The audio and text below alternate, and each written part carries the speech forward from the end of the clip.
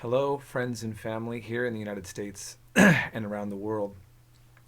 Um, I just want to say hello, uh, and check in. Many of us, all of us at this point, are facing some sort of situation that we have to deal with when it comes to this coronavirus situation.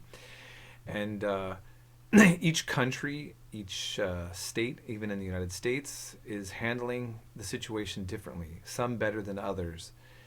Um, and you know, I feel like many of us would rather not be so pinned down to being on the computer all the time. But if we're going to be living responsibly, um, you know, it means that we have to do proper social distancing. And I miss many of my friends and here in Portland, Oregon, that I haven't been able to hang out with.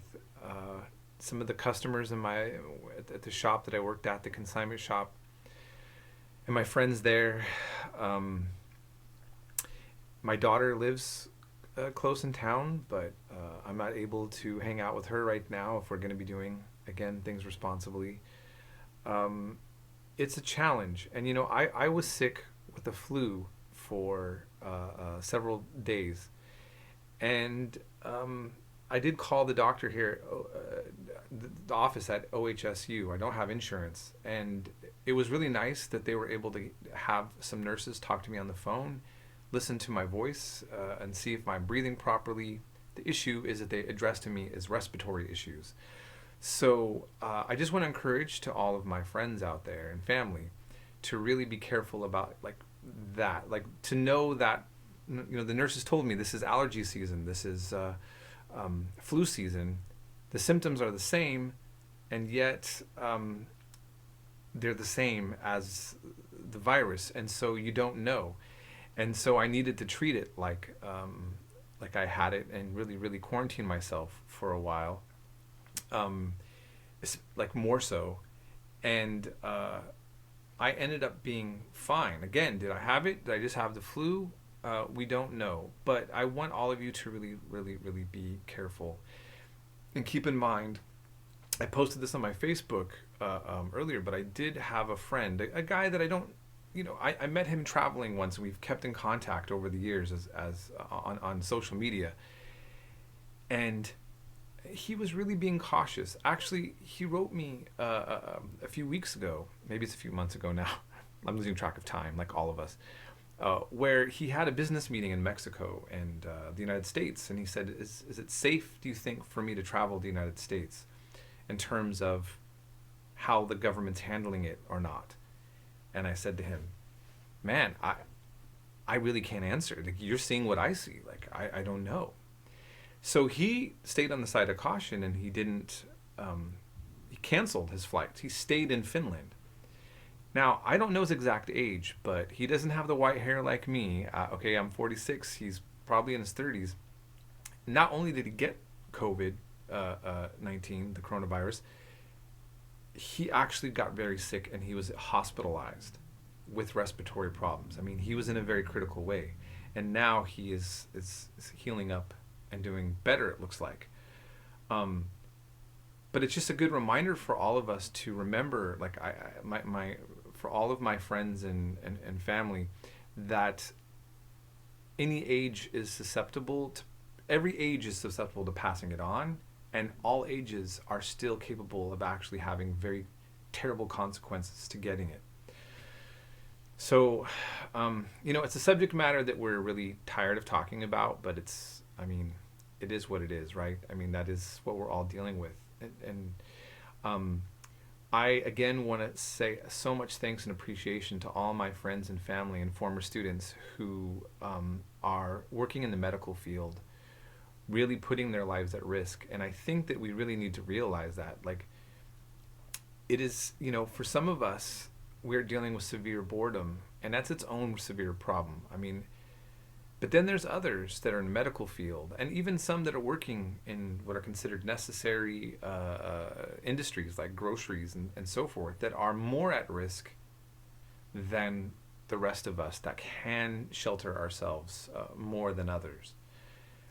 And so I just hope that we're all really showing that like serious appreciation for those doing that. And and also part of that appreciation is for us to follow the guidelines the best we can so that they're not as impacted, right?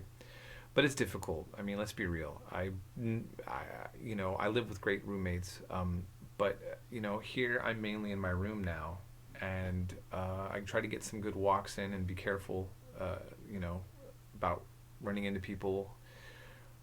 Going to the grocery store briefly, right? But wow, it's just the things that we have all never thought would be such a big deal.